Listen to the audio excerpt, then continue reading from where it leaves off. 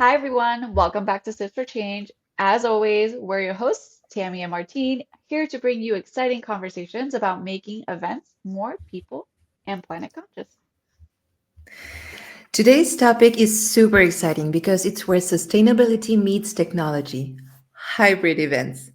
Also, there is so much to cover about this topic, so we'll divide it into two parts. Be sure to join us for part two next week. That's right. If you've ever wondered how hybrid events can cut carbon emissions and make your gatherings more inclusive, you're in the right place. And we'll also tackle the fears around tech failures because let's be real, they happen. And we'll share practical solutions. So grab your coffee or tea and let's jump in. All right, let's start with the big picture. Why hybrid events? Yes, the why. Hybrid events are basically a mix of in person and virtual elements, and they're game changers for two main reasons environmental impact and social impact. For the environmental piece, think about it this. Traditional events often involve tons of travel. You think about flights, hotels, cars, it all adds up. According to the World Economic Forum, aviation counts for 2 to 3% of global emissions.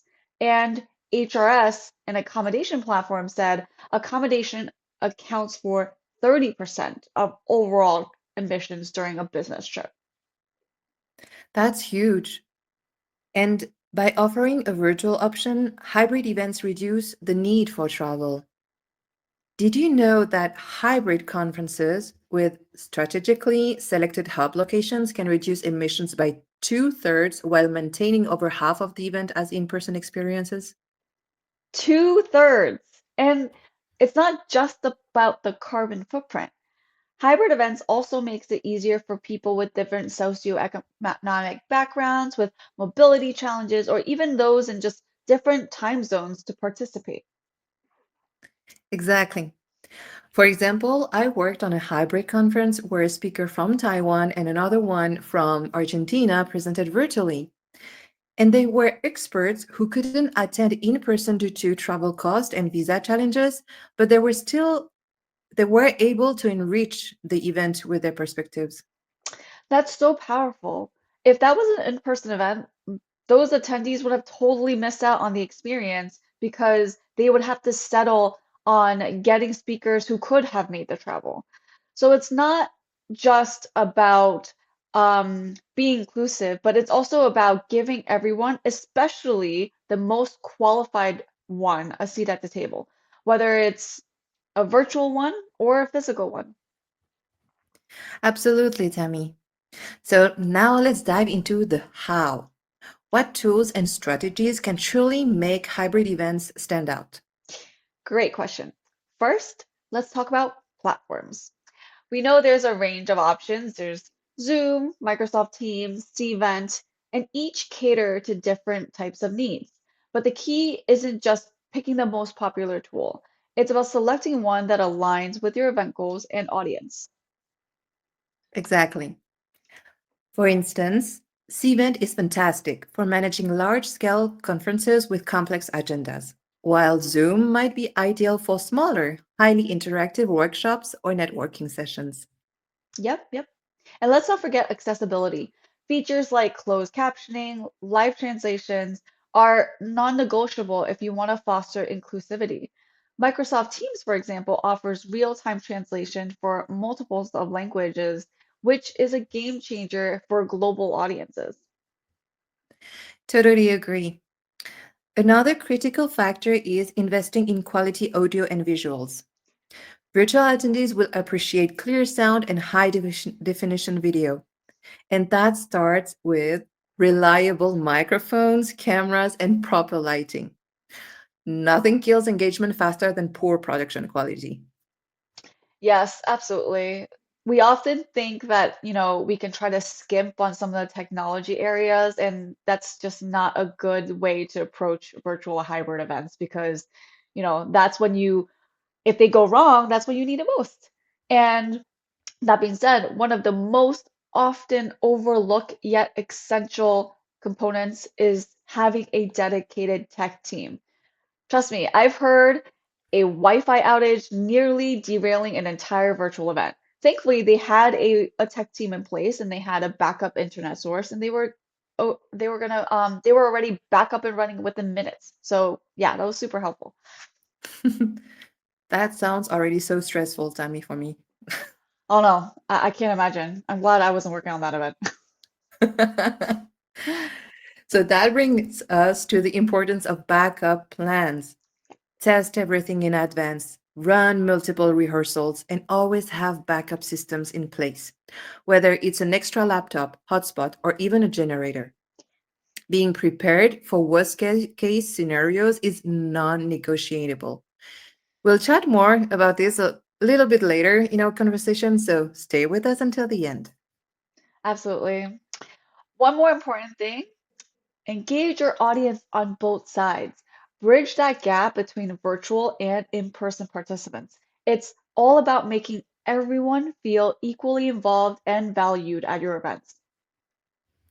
I couldn't agree more because most of the time we see that virtual participants are left out from the in person ones. So I would say a well executed hybrid event is about more than just technology. It's really about creating an experience where every participant feels connected, as you said, Tammy.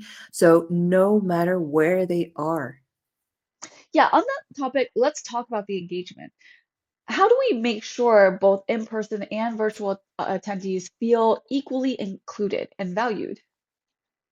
That's an excellent question. This is so important because one of the biggest criticism of hybrid events is that virtual attendees can sometimes feel like an afterthought. Right. And it's not just about fairness, it's about creating an experience where everyone stays engaged and gets value. If your virtual attendee, if your virtual attendees feel ignored, they're going to zone out or log off, and that's not what you want. Exactly. So one way to bridge the gap is to design activities that connect both audiences. For example, during a recent hybrid conference I attended, the organizers used a live polling app for both in person and virtual attendees. Everyone could vote in real time and they displayed the results on a shared screen. It was super interactive. For example, again, tools like Slido or Mentimeter enable everyone, whether they're in the room or online, to submit questions and participate in polls seamlessly. Absolutely. You also have gamification. It's a great way to keep both in-person and virtual attendees engaged throughout the event. Gamification can transform a standard event into an interactive, memorable experience. And digital apps are great for this. The Cvent Attendee Hub has a great web-based version and also a mobile equivalent app that does this very well, where your audience who is in the room or online can get an element of playing time and engage with each other no matter whether they're in the room or online.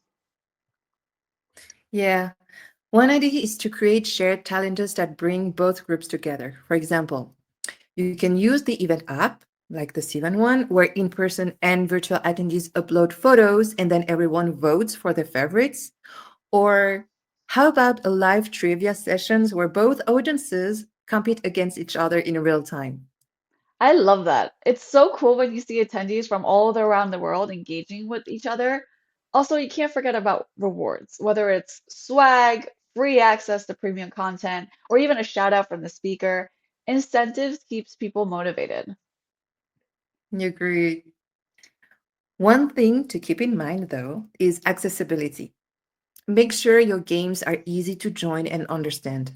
Provide clear instructions and ensure the technology works seamlessly for everyone, regardless of their setup.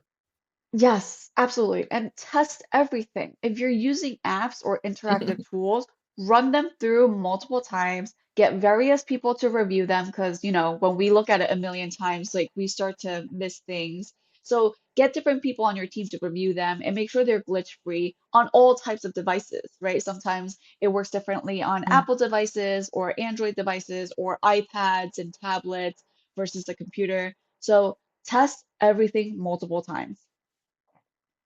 Yeah, because when done right, gamification not only makes the event more memorable, it's also a powerful way to increase engagement, reinforce learning, and create a sense of community among attendees.